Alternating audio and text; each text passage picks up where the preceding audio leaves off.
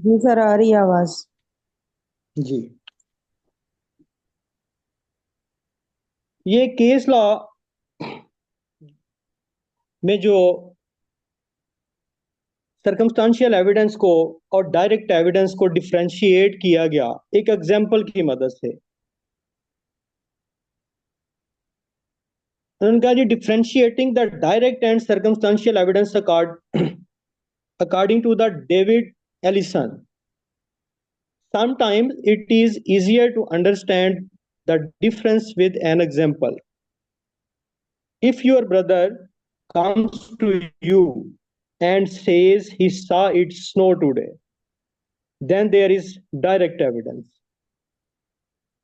that it was snowing. If your brother told you that he woke up and saw snow on the ground, then there is circumstantial evidence that it snowed. कह रहा है कि अगर आपका भाई आपके पास आता है और आपको ये कहता है जी कि मैंने बाहर देखा है बर्फबारी हो रही है, तो ये उसने जो आपको फैक्ट बताया ये क्या है? ये डायरेक्ट एविडेंस है। और अगर वो सुबह उठता है और बाहर फर्श पे जमीन पे बर्फ पड़ी हुई देख के कहता है कि बर्फबारी हुई है, लगता है कि बर्फबारी हुई है, तो ये क्या है? ये सर्कमस्टांशियल एविडेंस है। क्योंकि ये जो बर्फ जमीन पे पड़ी हुई है, इसको देख के ये रीजनेबली इन्फेयर किया जा सकता है। उस बर्फ को देखने के बाद, उस स्नो को देखने के बाद ये रीजनेबली इन्फेयर किया जा सकता है कि बर्फबारी हुई है, तभी तो ये बर्फ पड़ी हुई है। तो सर्कमस्टांशियल एविडेंस क्या है? कि जिससे हम फैक्ट इन इशू की एग्जिस्टेंस और नॉन एग्जिस्टेंस को जो है वो इन्फेयर कर सकते हैं, वो सर्कमस्टांशियल एविडेंस है। अब ये एविडेंस जो है, इस एविडेंस को अप्रिशिएट करने का जो स्टैंडर्ड है वो क्या है? इस एविडेंस को एक्सेप्ट करने का जो स्टैंडर्ड है वो क्या है? इस हवाले से हमें कुछ केस लॉज हैं वो डील करते हैं। एक केस लॉ 2010 पीसीआरएलजे 1750, वो हमें इस पे गाइडलाइन जो है वो प्रोवाइड करता है। सुप्रीम कोर्ट का फैसला है कि उन्होंने कहा जी कि जब भी सर्कमस्टांशियल एविडेंस को देखना है तो उसमें सबसे जो बुनियादी एसेंशियल्स हैं, वो चार एसेंशियल्स जो हैं वो हमें इस जजमेंट ने बताए। वो पहला क्या है कि उन्होंने कहा जी कि जो सर्कमस्टांसिस जिनसे ये कंक्लूजन ड्रा किया जा रहा है, जिनसे ये इन्फेरेंस ड्रा की जा रही है किसी भी फैक्ट इन इशू की एग्जिस्टेंस या नॉन एग्जिस्टेंस से मुतल्लक, वो जो फैक्ट्स हैं, वो सर्कमस्टांसिस जो है वो फुली एस्टेब्लिश्ड होने चाहिए। वो सर्कमस्टांसिस जो है वो फुली एस्टेब्लिश्ड होने चाहिए। हमने ये जो जितनी भी एविडेंसेस पढ़ी, कि हम इसी पहले वाली मिसाल को ले लेते हैं कि जो पहली एविडेंस हमारे पास आई कि उस शख्स ने जो एविडेंस दी कि जी मैंने इन दोनों को डिसीज के साथ मोटरसाइकिल पे प्लेस ऑफ अकरेंस की रात को जाते हुए देखा है। अब ये जो फैक्ट है ये कन्विंसिंग कोजेंट एविडेंस से प्रूव होना चाहिए। बेशक फैक्ट इन इशू प्रूव ना हो, लेकिन वो सर्कमस्टांसिस, वो फैक्ट जिनसे हम ये कंक्लूजन ड्रा कर रहे हैं कि अक्यूज ने ही ऑफेंस कमिट किया है, वो फैक्ट्स जो है वो फुली स्टैब्लिश्ड होने चाहिए। इसके बाद कहता जी all the facts must be consistent with the hypothesis. इसमें हाइपोथेसिस का वर्ड जो है, हाइपोथेसिस का मतलब होता है कोई चीज, कोई मफरूजा कायम कर लेना। कोर्ट ये हाइपोथेसिस क्रिएट करती है कि जी ये कत्ल जो है ये इसी मुल्जम ने जिस पे चार्ज है इसी ने किया। तो वो जो तमाम के तमाम फैक्ट्स हैं जो जिनसे इन्फेरेंस जो है वो ड्रा की जा रही है उस फैक्ट इन इशू की के हवाले से, वो तमाम के तमाम फैक्ट्स जो हैं वो कंसिस्टेंट होने चाहिए उस हाइपोथेसिस से, उससे कंट्राडिक्टरी नहीं होने चाहिए कि और कोई दीगर जो है हमारे पास ऑप्शन ही ना बचे कि ये जो कत्ल है ये इसी मुल्जम ने ही किया है। ये जो आप अगर कोई भी और हाइपोथेसिस क्रिएट हो सकता है तो इस एविडेंस की बुनियाद पे कभी भी अक्यूज को कन्विक्ट नहीं किया जाएगा। All the facts must be consistent with the hypothesis. और उसके बाद इस circumstances should be of conclusive nature. और ये जो सर्कमस्टांसेस जिनसे हम इन्फेरेंस ड्रॉ कर रहे हैं ये कंक्लूसिव नेचर के होने चाहिए। ये रिबटेबल नहीं होने चाहिए कि इनको आसानी से अगर रिबट किया जा सकता है, अगर ये रिबटेबल है तो फिर इनकी बुनियाद पे कन्विक्शन नहीं की जा सकती। तमाम के तमाम जो सर्कमस्टांसेस हैं should be of conclusive nature. उसके बाद जो चौथा प्रिंसिपल बताया गया, this circumstances should to a moral certainty actually excludes every hypothesis but the one oppose to be proved. ने कहा कि बाकी जितने भी हाइपोथेसिस, अगर आपने एक से ज्यादा हाइपोथेसिस जो है वो क्रिएट किए हैं कि एक आप उसकी कन्विक्शन का कर रहे हैं, एक आप उसकी क्विटल का कर रहे हैं, उसने कहा कि सर्कमस्टांसेस जिनसे इन्फेरेंस ड्रॉ की जा रही है वो इस तरह के होने चाहिए कि जो बाकी हर किस्म के हाइपोथेसिस को जो है वो एक्सक्लूड कर रहे हो। सिर्फ एक ही हाइपोथेसिस बच रहा हो और वो क्या है कि जिसको आपने प्रूव करना है। प्रूव हमने किसको करना है कि इसी मुल्जम ने ही कत्ल किया है, इसी मुल्जम ने ही जुर्म किया है। और सिर्फ यही हाइपोथेसिस जो है वो बच रहा हो, बाकी तमाम हाइपोथेसिस जो है वो एक्सक्लूड हो रहे हो। तो अगर सर्कमस्टांशियल एविडेंस का स्टैंडर्ड इस स्टैंडर्ड को मीट कर रहा है और वो जो चेन है इवेंट्स की, सर्कमस्टांसिस की, वो आपस में इस तरह से कनेक्टेड है, इंटरलिंक्ड है कि हर कड़ी जो है वो दूसरी कड़ी के साथ मिली हुई है। एक उस चेन का सिरा जो है वो डेड बॉडी के साथ मिल रहा है और दूसरा सिरा जो है वो मुल्जम के साथ मिल रहा है। तो हम उस एविडेंस की बुनियाद पे अक्यूज की कन्विक्शन जो है वो कर सकते हैं। अगर इस स्टैंडर्ड पे सर्कमस्टांशियल एविडेंस जो है वो पूरा नहीं उतर रही तो किसी भी सूरत में सर्कमस्टांशियल एविडेंस पे जो है वो ऐसी सर्कमस्टांशियल एविडेंस पे कन्विक्शन नहीं की जा सकती।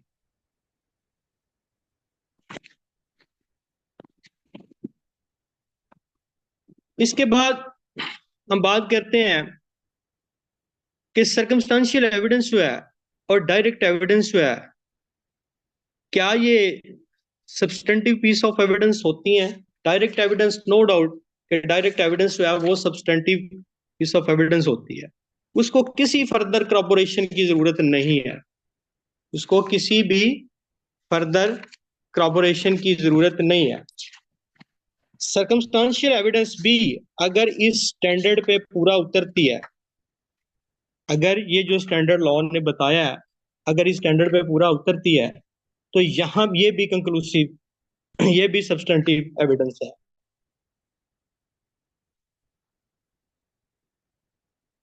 बाद सर्कमस्टांशियल एविडेंसेस जो होती हैं वो क्रॉबोरेशन का काम भी करती हैं।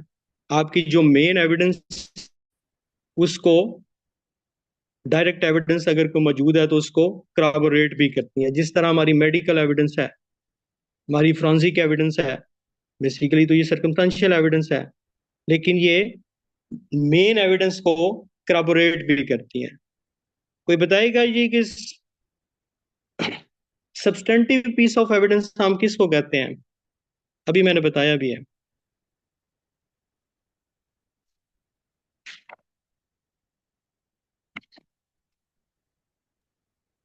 सर जो कोर्ट ऑफ लॉ में एडमिसिबल हो उसे कहते हैं। नहीं, एविडेंस तो सारी एडमिसिबल एविडेंस जो है वो सब्सटेंटिव तो नहीं होती। सर सर डायरेक्ट जिसके एविडेंस को। जी, डायरेक्ट एविडेंस जो है वो सब्सटेंटिव होती है, लेकिन डायरेक्ट एविडेंस के अलावा भी कुछ एविडेंस सब्सटेंटिव होती है। सब्सटेंटिव एविडेंस ऐसी एविडेंस को हम कहते हैं जो इटसेल्फ जो है वो सुफिशिएंट हो उस फैक्ट को प्रूव करने के लिए, जिसको प्रूव करने के लिए वो दी जा रही है। जो इटसेल्फ सुफिशिएंट है उस फैक्ट को प्रूव करने के लिए, जिस फैक्ट को प्रूव करने के लिए वो दी जा रही है, उसको किसी भी फर्दर एविडेंस से करबोरेट करने की जरूरत ना हो, ऐसी यानी सर एविडेंस जो को हम। इंटरेक्शन इशू के साथ डायरेक्टली कोऑपरेट कर रही हो। जी, देखे ना, आपकी जो डायरेक्ट एविडेंस है ये सब्सटेंटिव पीस ऑफ एविडेंस है। इसको ए ने कहा जी कि मैंने अपनी आंखों से जो है वो बी को देखा, इसने सी का मर्डर किया, तो ये डायरेक्ट एविडेंस है। एक फैक्ट को फैक्ट इन इशू पे वो डायरेक्ट जो है वो डिपोज कर रहा है। उसको अगर उसकी एविडेंस जो है वो कन्विंसिंग है, कॉन्फिडेंस इंस्पायरिंग है, प्लॉजिबल है, कोजेंट है, कोर्ट उसको बिलीव कर लेती है उस एविडेंस पे, तो उसको किसी भी और दूसरे फैक्ट से जो है वो करबोरेट करने की जरूरत नहीं है। ये इट सेल्फ जो है सुफिशिएंट है फॉर द कन्विक्शन। ये सोल बेसिस ऑफ कन्विक्शन हो सकती है, लेकिन कुछ ऐसी एविडेंस है जिन पे जो है वो करबोरेशन की जरूरत होती है। तो ऐसी एविडेंस जो जिसको फर्दर जो है वो किसी करबोरेशन की जरूरत ना हो, वो सब्सटेंटिव एविडेंस होती है। ये था जी आपका आज का लेक्चर, डायरेक्ट एविडेंस और सर्कमस्टांशियल एविडेंस। जी सर, एक और पॉइंट पे इनडायरेक्ट, गाइड करिएगा। सर प्लीज एक और पॉइंट पे गाइड करिएगा। ये सारे तो हमने देखे, क्रिमिनल में इसके एग्जांपल्स देखी कि कैसे सर्कमस्टांशियल एविडेंस है वो रेलेवेंट बनेगी और कैसे वो जो है वो मुलजिम के गले तक जाएगी। तो कोई सिविल में भी इसके एग्जांपल है हमारे पास? सिविल में कोई इसकी रेलेवेंसी कोई बनती हो, कहीं कोई इंस्टांसेस हो? प्लीज वहां थोड़ा गाइड करें। इसकी इलिस्ट्रेशन जो है आप क्यूएसओ से चेक कर सकती हैं, बहुत सारी मौजूद होंगी। मेरी क्योंकि सिविल प्रैक्टिस नहीं है, ठीक है, मैं इसलिए सिविल एग्जांपल ना मैंने कभी कोट की है, ना मैंने सिविल एग्जांपल्स कोई उस तरह के मैं आपको यहाँ पे बताऊंगा। वैसे इलिस्ट्रेशन आप इसकी क्यूएसओ से चेक कर लें, बहुत सारी, बल्कि इस पे ज्यादा इलिस्ट्रेशन जो है वो आपको सिविल लॉ से मुतल्लिक ही मिलेंगी।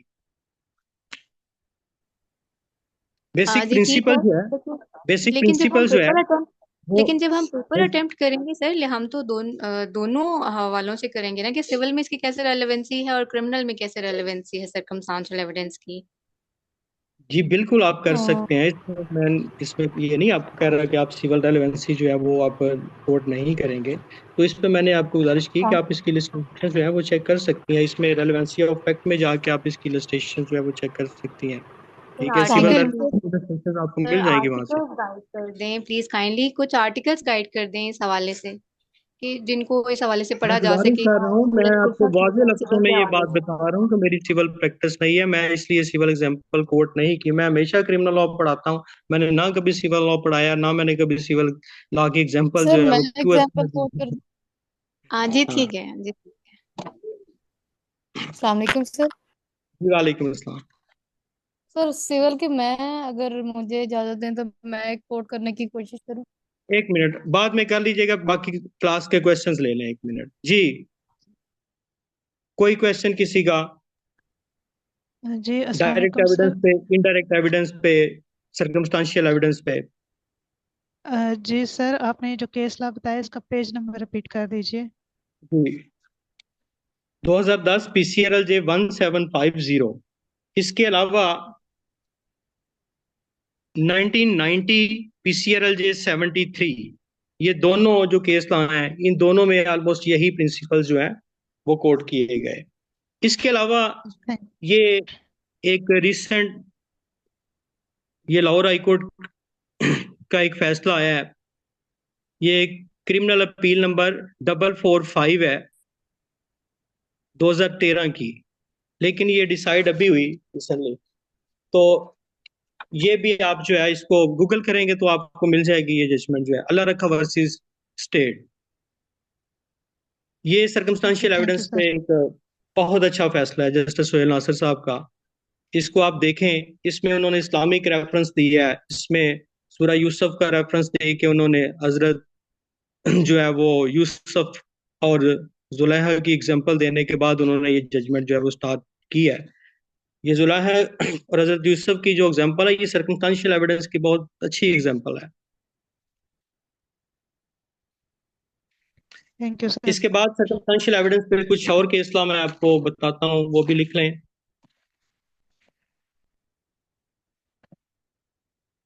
लिखें जी, 2016 PCRL J 1756, 2016 PCRL J 1756। इसके बाद 2017 YLR 48, 2017 YLR 48, 2017 YLR 32। ये सारे केस लॉ जो हैं ये सर्कमस्टेंशियल एविडेंस पे ही है। और ये जो मैंने आपको क्रिमिनल अपील बताई, ये खास तौर पे बहुत अच्छा फैसला है जैसे सुहेल नासिर साहब का, ये जरूर पढ़िए। अस्सलाम वालेकुम सर ये लास्ट वाला जो केस ला बताइएगा दोबारा से, साइटेशन इसकी। 2017 वाला, 2017 YLR 32 और 2017 YLR 48। Thank you sir. जी वेलकम। सर इसमें मेरे एक क्वेश्चन है सर्कमस्टेंशियल पे। अस्सलाम जी कोई सर। क्वेश्चन और किसी का? सर क्रिमिनल अपील के बारे में रिपीट कर दीजिएगा please. Criminal appeal number 445, criminal appeal number 445 of 2013, Allah Rakha versus state and others.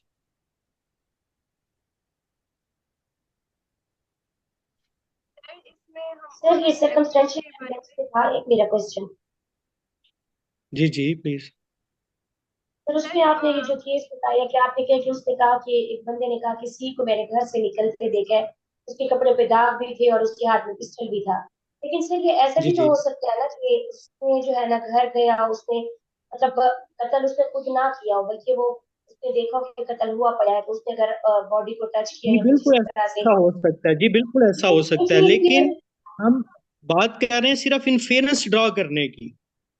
ये कोर्ट इन्फेरेंस ड्रॉ करती है सिर्फ इससे, ये नहीं करेगी कि सिर्फ इसी बात पे उसको पनिश नहीं कर दिया जाएगा। कोर्ट ने इस सर्कमस्टेंशियल एविडेंस की जो स्टैंडर्ड है वो भी बता दिया कि हर फैक्ट जो है वो एक इंडिपेंडेंट एविडेंस के साथ एस्टेब्लिश होना चाहिए, प्रूव होना चाहिए। जब तक प्रोसिक्यूशन इस फैक्ट को इंडिपेंडेंट एविडेंस के साथ प्रूव नहीं करेगी, बल्कि सिर्फ इस फैक्ट को नहीं, हर फैक्ट को जो इस चेन का हिस्सा है, जो इस चेन का लिंक है, हर फैक्ट को इंडिपेंडेंट एविडेंस के साथ प्रूव करना पड़ेगा। देन ही हम उसको कहेंगे कि ये फैक्ट जो है वो स्टैब्लिश्ड है। ठीक है, फिर ही ये चेन जो है वो इस काबिल बने, इस पे जो है वो कन्विक्ट किया जा सकता है। अदरवाइज अगर 10 फैक्ट हैं जिनसे इन्फेरेंस ड्रॉ की जा रही है और उन 10 फैक्ट में से एक फैक्ट भी जो है वो स्टैब्लिश नहीं है, ठीक ठीक है। और स्टैंडर्ड इसके लिए भी क्या है? स्टैंडर्ड वही है जो क्रिमिनल लॉ का स्टैंडर्ड है कि prosecution has to prove its किसी स्टैंडर्ड पे प्रोसिक्यूशन ने हर फैक्ट को साबित करना है। जस्ट उसके वहां से निकलने से वो जो है वो कन्विक्ट नहीं हो जाएगा, लेकिन क्योंकि एविडेंस तो है ये, बाकी तो इसको अप्रिशिएट तो बाद में कोर्ट ने करना है।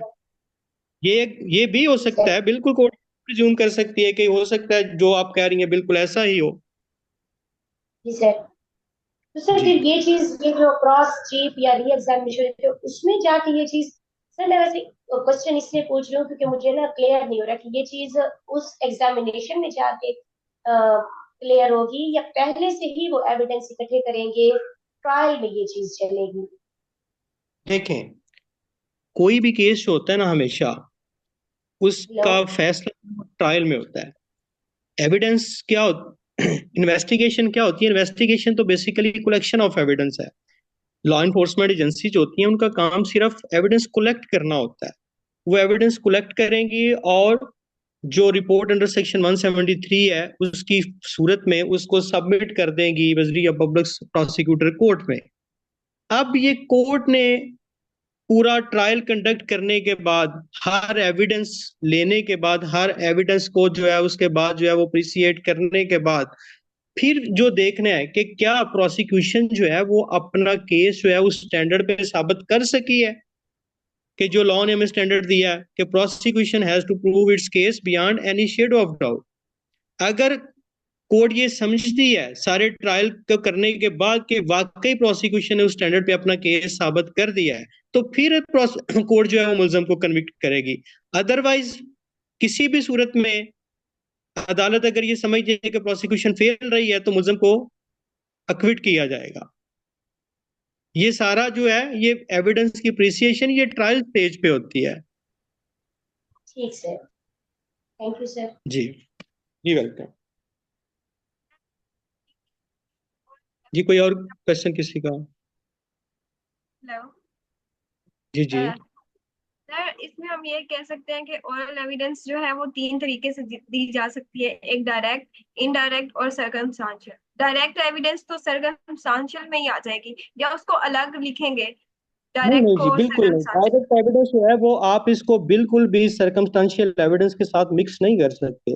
डायरेक्ट ठीक एविडेंस को, अच्छा यहाँ पे ना एक बात याद रखें कि डायरेक्ट एविडेंस को आपने 2 तरीके से जो है वो पढ़ना है।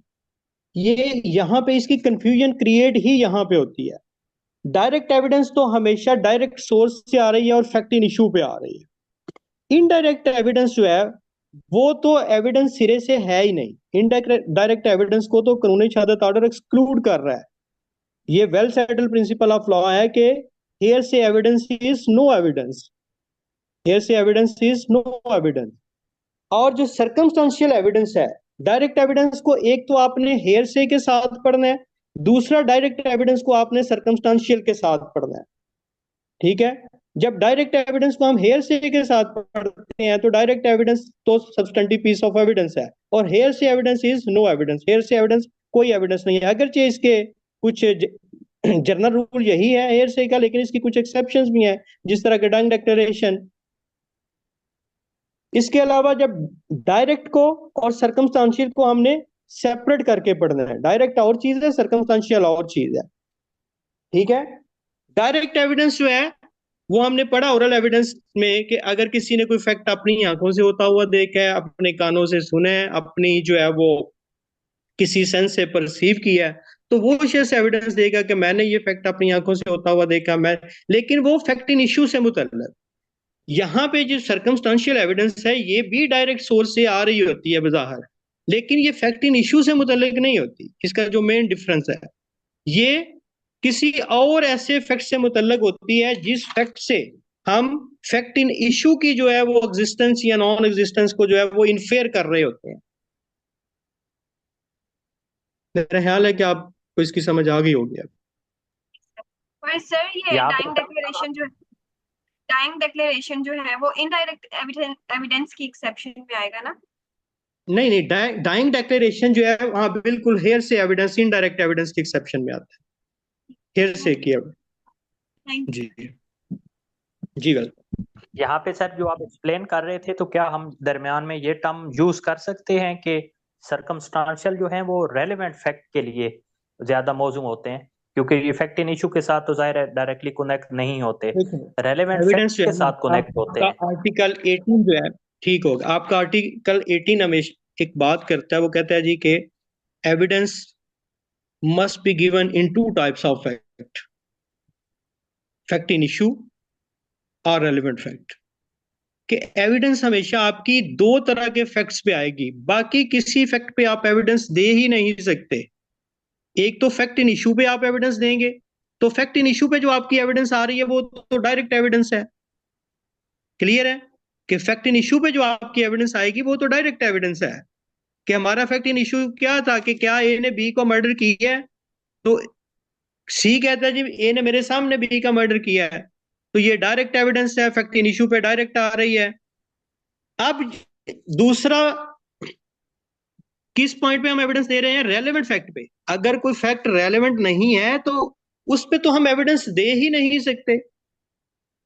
कानूनी शहादत ऑर्डर ने रेलेवेंसी ऑफ फैक्ट के चैप्टर में सारे फैक्ट्स को बता दिया है कि ये वाले फैक्ट रेलेवेंट है, इनसे बाहर हम एविडेंस दे ही नहीं सकते। ठीक है, तो ये जितने भी फैक्ट होंगे ये होंगे ही रेलेवेंट, देन ही कोर्ट इनको एडमिसिबल कंसीडर करेगी। अगर वो रेलेवेंट नहीं होंगे तो वो एडमिसिबल पीस ऑफ एविडेंस ही नहीं होंगे और कोर्ट इनको बतौर शहादत जो है वो एक्सेप्ट ही नहीं करेगी। क्लियर है? जी बिल्कुल सर, मैं आपकी बात पिक कर गया। मैं सिर्फ ये कह रहा हूँ कि क्या हम ये अगर अल्फाज यूज करें कि ये जी फैक्ट्स जी रेलेवेंट फैक्ट्स को एक्सप्लेन कर रहे हैं, तो ये भी मौजूद स्टेटमेंट है ना सर? जी, कह सकते हैं आप किसी हद तक, बिल्कुल। सर हम ऐसे आप कह सकते हैं कि ये एक डेफिनेशन मैंने आपको बताई स्टार्ट में, ये बहुत ही सूटेबल डेफिनेशन है। अगर इस स्टैंडर्ड पे अगर आप सर्कमस्टेंशियल एविडेंस को समझने की कोशिश करेंगे ना तो आपको जरा आसानी हो जाएगी। मैं फिर वो डेफिनेशन रिपीट कर रहा हूं। Evidence of facts, evidence of facts or circumstances from which the existence or non-existence of fact in issue may be inferred, कि उन फैक्ट्स और सर्कमस्टांसेस की शहादत जिससे हम फैक्ट इन इशू की एग्जिस्टेंस या नॉन एग्जिस्टेंस को जो है वो इन्फेयर कर सके, अहज कर सके, वो जो एविडेंस है उसको हम सर्कमस्टांशियल एविडेंस कहेंगे। उन फैक्ट की एविडेंस को हम सर्कमस्टांशियल एविडेंस कहेंगे। सर हम इसको ऐसे भी कह सकते हैं कि सर्कमस्टांशियल एविडेंस ऐसी एविडेंस होती है जो relevant to the fact which is relevant to fact in issue, उस फैक्ट से रेलिवेंट होती है जो रेलिवेंट फैक्ट इन इशू से रेलिवेंट हो। जी बिल्कुल, नो डाउट, ये बात ठीक है कि सर्कमस्टांशियल एविडेंस जो है वो फैक्ट इन इशू से ही रेलेवेंट होती है।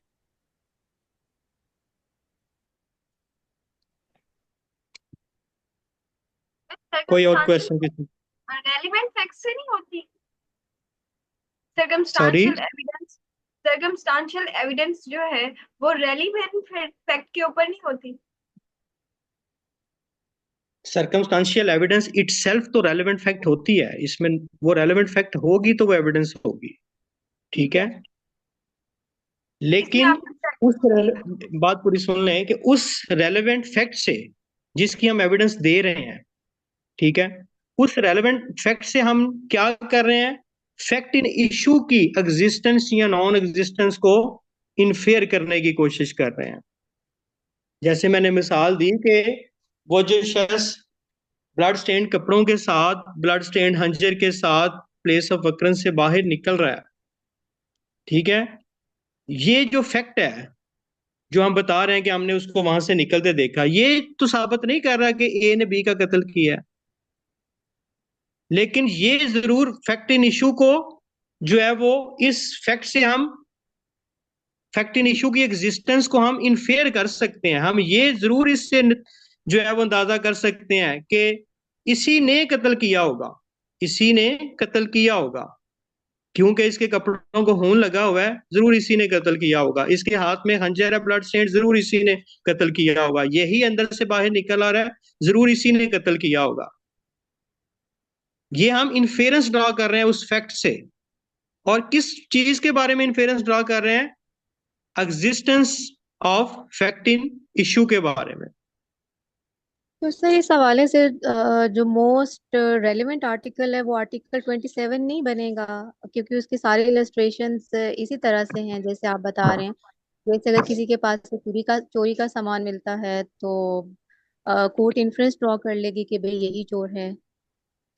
वो सारी जी जो बिल्कुल, इलस्ट्रेशन है आर्टिकल बिल्कुल आप 27 जो इसको है। आर्टिकल 27 को आप कोट कर सकते हैं। रेलेवेंसी ऑफ फैक्ट्स की जितने भी आर्टिकल्स हैं, जितने भी आर्टिकल्स हैं, ये सारे ही फैक्ट्स के सर्कमस्टांस, केस के फैक्ट्स और सर्कमस्टांसेस के अलावा के मुताबिक ये कहीं ना कहीं पर रेलेवेंट हो सकते हैं।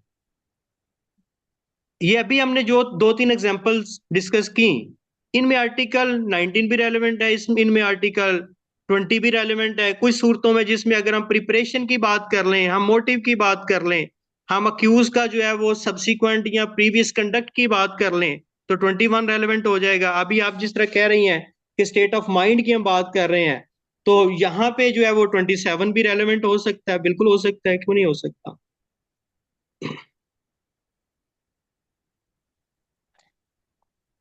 27 में इसी तरह के बहुत सारे सर्कमस्टांसेस बताए हैं, वो जी मैंने अभी बिल्कुल, देखा है। इस इलस्ट्रेशन आप देखें तो उसमें आपको ये बहुत सारी जो है वो ऐसे इफेक्ट मिल जाएंगे जिनको हम बतौर सर्कमस्टेंशियल एविडेंस ले सकते हैं। जी शुक्रिया। क्वेश्चन के अलावा मेरी एक छोटी सी सर सजेशन है। माशाल्लाह सर, जी आपका जी इमरान लेक्चर साहब। बहुत ज़बरदस्त है। हमें को आसान अल्फाज में समझना चाहिए, कानून को हमें बिल्कुल एग्जैक्टली वैसे ही समझ आई है। थोड़ा सा इसमें सर ये है कि अगर स्लाइड्स का इस्तेमाल जो कि स्क्रीन पे डिस्प्ले हो जाए तो हम सब लोगों के लिए वो व्यू करते हुए चीज़ को समझना मजीद आसान हो जाएगा, अगर सर ऐसा पॉसिबल हो सके नेक्स्ट क्लासेस में कहीं पे तो।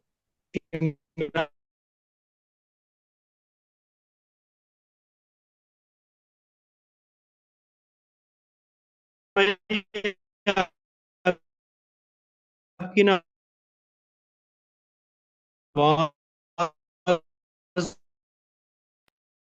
सर आवाज़ ब्रेक हो गई है, शायद मेरी तरफ प्रॉब्लम है या शायद दूसरे लोगों को भी ऐसे ही सॉरी हो मुझे रहा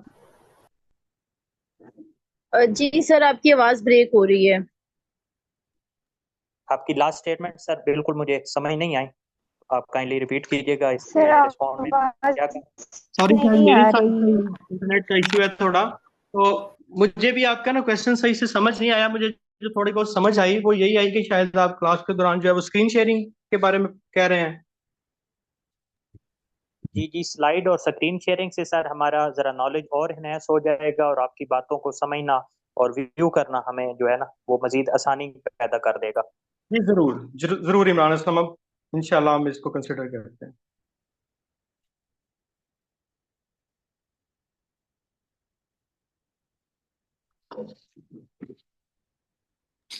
अस्सलाम वालेकुम सर। सर मेरा आपसे क्वेश्चन ये है कि अगर हमें ये इस जो आपने टॉपिक पढ़ाया इससे रिलेटेड हमें पेपर में क्वेश्चन आ जाता है तो हम इसको कैसे अटेम्प्ट करेंगे? ये टॉपिक तो आपने हमें पढ़ा दिया है, ये तो हम समझ आ गया, आपका बहुत अच्छे से आपने पढ़ाया, लेकिन अगर हम इसको पेपर पॉइंट ऑफ व्यू से अटेम्प्ट करना चाहें तो इसको कैसे अटेम्प्ट करेंगे, उसका स्टार्ट कैसे लेंगे और उसकी एंडिंग कैसे करेंगे? बस ये थोड़ा सा बता दीजिएगा। कोई भी क्वेश्चन जो है ना, कोई भी क्वेश्चन जो है उसको अटेम्प्ट करने का जो प्रोसीजर है, कोई तरीका कार है, वो उस क्वेश्चन को देख के जो है आप देखें। ये तो हमने एक टॉपिक पढ़ा जस्ट के डायरेक्ट एविडेंस क्या होती है, सर्कमस्टेंशियल एविडेंस क्या जी होती है। जी अब ये क्वेश्चन की नेचर जो है वो डिसाइड करेगी कि एग्जामिनर आपसे पूछ क्या रहा है। ठीक है, फॉर एग्जांपल एग्जामिनर आपसे पूछता है कि जी एविडेंस को डिफाइन करें, जी define the evidence, differentiate between oral evidence and documentary evidence, या वो आपसे ये पूछ लेता है differentiate between the direct evidence and indirect evidence, वो आपसे जी ये भी पूछ सकता है कि differentiate between direct evidence and circumstantial evidence। तो जी जो जी आपसे एग्जामिनर ने पूछा है आपने उसके मुताबिक जो है वो अपना आंसर जो है वो लिखना है। अगर उसने आपसे सिर्फ डायरेक्ट एविडेंस के बारे में पूछा है तो आप सबसे पहले जो है इसको, इसकी रेलेवेंट प्रोविजन जो है वो कोड करेंगे। जी इसके बाद आप इसको डिफाइन करेंगे। सर, वो जैसे हम डिफाइन करने के बाद इंट्रो लिखते हैं, फिर रेलिवेंट सेक्शन लिखते हैं, अच्छा फिर उसके अच्छा, बाद ये मैं आपको एक बात बताऊं जी जी कि स्पेशली जो अगर तो आप लोग जो है वो हाई कोर्ट का कोई एग्जाम दे रहे हैं, CJSA वगैरह, ये इंट्रो कंक्लूजन वगैरह बिल्कुल जो है वो इरेलीवेंट है। ना इंट्रो कंक्लूजन का टाइम होता है ना यहाँ, जी ये एक मेरे ख्याल के मुताबिक एक वेस्टेज ऑफ टाइम है। जी बिल्कुल ऐसे ही। इवन के आप अगर PPSC का भी एग्जाम दे रहे हैं, जी PPSC के एग्जाम की रिक्वायरमेंट इंटायरली डिफरेंट है सिविल जज और ASA से। जी पेपर जी अटेम्प्ट करने की टेक्निक की मैं बात कर रहा हूँ। जी PPSC में आप उस तरीके से पेपर अटेम्प्ट नहीं करेंगे। PPSC का पेपर आपने क्वेश्चन की लेंथ का ख्याल रखना है, ये आपने याद रखना है। मतलब क्वेश्चन सिविल की जज का लेंथ पेपर लंबी होनी चाहिए। अगर आप रेलेवेंट आंसर करते हैं ना, आप एक पेज भी पूरा लिख देना, अगर आपने क्वेश्चन को आंसर अच्छे से कर दिया है तो एग्जामिनर आपको नंबर दे देता है। जो उसने पूछा आपने वो बता दिया उसको अच्छे से। To the point. लेकिन PPSC के एग्जाम में आपने क्वेश्चन की लेंथ का थोड़ा ख्याल रखना है। आपने प्रेजेंटेशन तो दोनों सूरतों में अच्छी होनी चाहिए, बिल्कुल लेकिन PPSC के एग्जाम में आपकी प्रेजेंटेशन ज्यादा मैटर करती है। ठीक है। हाई कोर्ट जो है आपकी कंसेप्चुअल क्लैरिटी पे ज्यादा फोकस करता है कि अगर बंदे का कॉन्सेप्ट फाइन है, वो समझता है कि इसको समझ है, इसने रेलेवेंट प्रोविजन ठीक कोड किया, इसने जो पूछा है वो डायरेक्ट आंसर कर दिया, दैट्स ऑल। लेकिन जी पीपीएससी जो है वो पीपीएससी के जो एग्जामिनर है उनका एक अपना तरीकाकार है, वहां पे आप क्वेश्चन की प्रॉपर लेंथ होनी चाहिए। आप अगर 30 मिनट है आपके पास तो 30 मिनट में मुसलसल आप जितना भी लिख सके, 3 पेज लिखते हैं, 4 लिखते हैं, जितना भी आप क्वेश्चन की नेचर के मुताबिक लिख सके आपने लिखना है। लेकिन ये वहां पे भी आप इंट्रो पे और कंक्लूजन पे टाइम वेस्ट ना करें, डायरेक्ट जो है वो रेलेवेंट प्रोविजन से आप शुरू करें, चीजों को डिफाइन करें, एग्जांपल दें। अगर आप ऑफेंस के इंग्रेडिएंट्स जो हैं उनको छोटी छोटी हेडिंग बना के एक्सप्लेन कर सकें तो ज्यादा अच्छा है, ठीक है। नहीं तो आप उसको जो है वो पैराग्राफ की शक्ल में भी लिख सकते हैं, लेकिन अगर जी पॉइंट्स की सूरत में लिखेंगे तो एग्जामिनर को समझने में भी आसानी आसानी होती है, जी और उसका जो है वो इंप्रेशन भी अच्छा होता है, आपकी प्रेजेंटेशन भी अच्छी हो जाती है। इंशाल्लाह सर उसके बाद जैसे आगे क्लास जी जी उन पॉइंट्स को आप थोड़ा थोड़ा वक्त के मुताबिक टाइम मैनेज करते हुए उनको जितना हो सकता है एलाबोरेट करें, और एंड जी पे जो उसको जो है वो वाइंड अप कर दे क्वेश्चन को, दैट्स ऑल। लेकिन ये आपने ख्याल रखना है कि जो स्पेसिफिक चीज उसने पूछी है उस पे ज्यादा टाइम जो है वो आपने लगा देना है, बाकी जो उसके साथ क्या लेकिन सिलरी चीजें हैं उन पे आपने थोड़ा टाइम स्पेंड करना है। ठीक है सर, थैंक यू ये सो क्वेश्चन मच। की नेचर को देखते हुए आपने डिसाइड करना है कि आपने किस तरह से क्वेश्चन अटेम्प्ट करना है। ठीक है सर। सर सीपीएससी से आप पीपीपी एडीए वगैरह है ना? पीपीएससी में ये आपका एडीपीपी का ये जो सेशन चल रहा है ये भी पीपीएससी के थ्रू ही है, एडीपीपी